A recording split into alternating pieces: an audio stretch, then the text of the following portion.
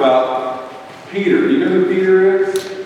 He's the main apostle of Jesus, sort of his right-hand man, who sometimes got it right and sometimes got it wrong. Now tell me, in school, do they still hand out gold stars?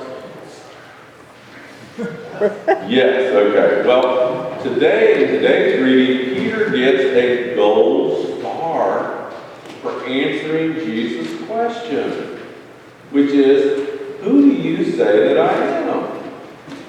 And I've given gold stars to every person. Now, if you haven't, Gary, Lynn, if you haven't gotten your gold heart today, hold your hand up and our ushers will bring them to you.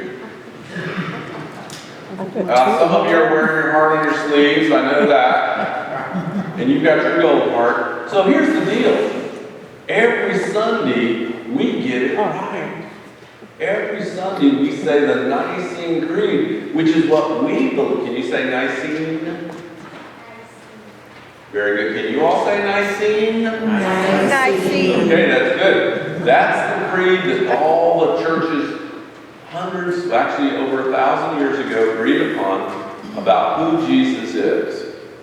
So we get a gold star and a gold heart. And really, the gold heart is even better than the gold star, because when you look at that, it can remind you that God loves you.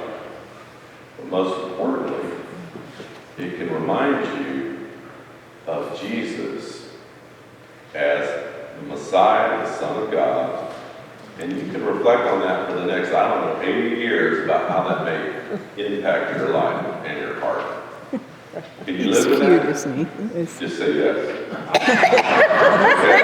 You headed to Children's Chapel? All by your lonesome? You know the way. Isn't he cute? You know, you should never call me as rector here. I noticed that the church is half full today. They've all left. Or maybe they're getting the rest of their vacation out of the way. I don't know. Prelude for the readings today. Famous story of Moses being put as an infant in the basket, the bulrushes, among the bulrushes, and retrieved from the water. One thing to note, there are many stories of fantastic rescues of heroes.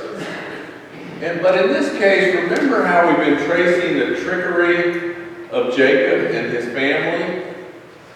Once again, the sort of cool thing here is not only do they save Moses, but his very mother has chosen to take care of Moses. But Miriam is part of this trickery thing.